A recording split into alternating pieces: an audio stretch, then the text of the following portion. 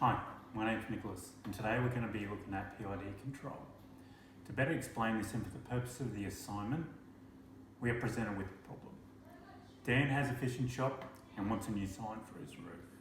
This sign, as represented by the fish, has to be centrally mounted and have a rear fin which can be controlled. My task is to code a stabilisation system to enable the fish to maintain a desired heading in windy conditions. Let's have a look at the features now. This setup is run by a battery operated Arduino Uno with an MEC2406 providing heading data. The fish is centrally mounted on bearings to allow for free movement, and on the other side a servo motor provides fin actuation. We can see that here now. Now zooming in, we can see the angle at which the wind flow will be coming from and the current angle of the fish body. The servo motor can control the fin up to approximately 45 degrees in both directions. Now this system is PID controlled. Now PID stands for proportional, integral and derivative.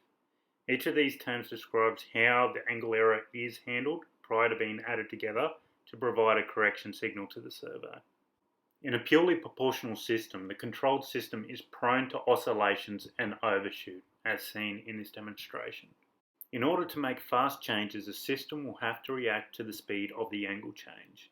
This is done by adding derivative control to calculate angle change over time. In a purely derivative system, as seen in this example, with slow changes in angle, the fin will remain relatively still. With fast changes, the derivative control error will increase, thus increasing the summed error controlling the servo fin. With proportional and derivative implemented, the system can maintain fair stability.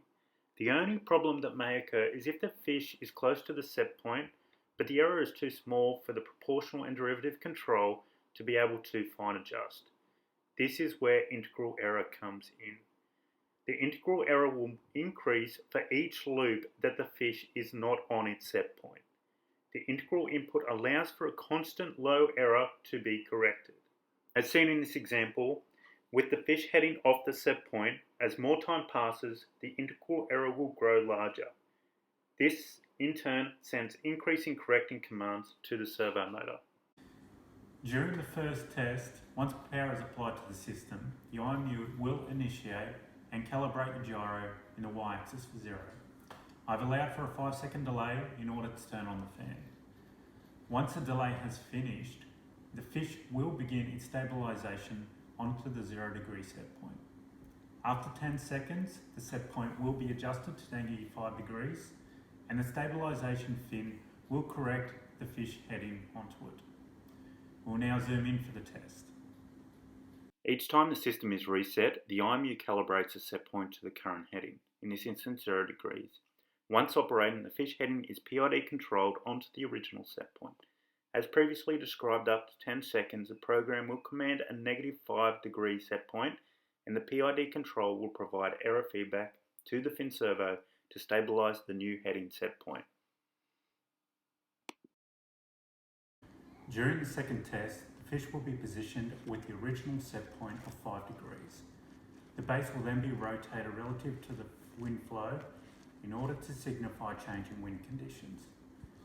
The fish will maintain a positive 5-degree position relative to wind direction throughout the test. We will now zoom in for the test.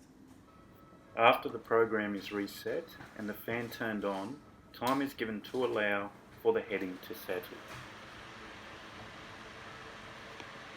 Once fish is settled on 5 degrees heading, then the base will be rotated and you'll be able to observe a positive 5 degrees on the fish heading compared to wind direction.